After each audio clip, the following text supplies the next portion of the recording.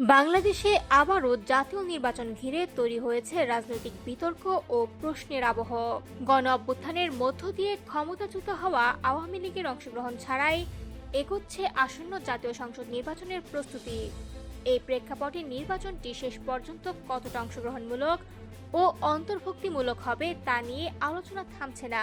2014 সাল থেকে বাংলাদেশে টানা 3টি জাতীয় নির্বাচন ঘিরেই ছিল বিতর্ক। 2014 ও 2024 সালের নির্বাচনে বিএনপি ও জামায়াত অংশ না নেওয়ায় সেসব নির্বাচন একতরফা হিসেবে সমালোচিত হয়। অন্যদিকে 2018 সালের নির্বাচনকে বিরোধীরা আখ্যা দেন রাতের ভোট হিসেবে। ফলে গণতান্ত্রিক প্রক্রিয়া নিয়ে মানুষের আস্থায় বড় ধরনের ধাক্কা লাগে। এমন বাস্তবতায় জুলাইয়ের গণঅভ্যুত্থানের পর যে জাতীয় সংসদ নির্বাচনটি অনুষ্ঠিত হতে যাচ্ছে সেটি ঘিরে নতুন করে প্রত্যাশা তৈরি হলেও প্রশ্ন থেকেই যাচ্ছে। কারণ এই নির্বাচনে অংশ নিতে পারছে না ক্ষমতাচ্যুত দল আওয়ামী লীগ এবং তাদের জোটের কয়েকটি শরিক দল। বর্তমানে নির্বাহী আদেশের মাধ্যমে আওয়ামী লীগের রাজনৈতিক কার্যক্রম নিষিদ্ধ রয়েছে। পাশাপাশি নির্বাচন কমিশন দলটির নিবন্ধনও বাতিল করেছে। এই অবস্থায় আওয়ামী লীগ নির্বাচনে অংশ না নিতে পারলেও বিষয়টিকে বিতর্কিত মনে করছে না আওয়ামী লীগ বিরোধী রাজনৈতিক দলগুলো।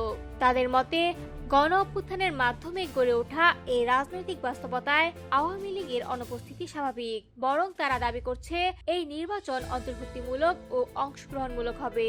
বিশেষ করে 2014 ও 2024 সালের নির্বাচনে অংশ না নেওয়া বিএনপি ও জামায়াত সহ গণ অভ্যুত্থানের পক্ষে থাকা রাজনৈতিক শক্তিগুলোই এবার মূল প্রতিদ্বন্দ্বী হিসেবে মাঠে রয়েছে। ফলে দীর্ঘদিন পর ভোটারদের সামনে নতুন এক রাজনৈতিক বাস্তবতায় ভোট দেওয়ার সুযোগ আসছে।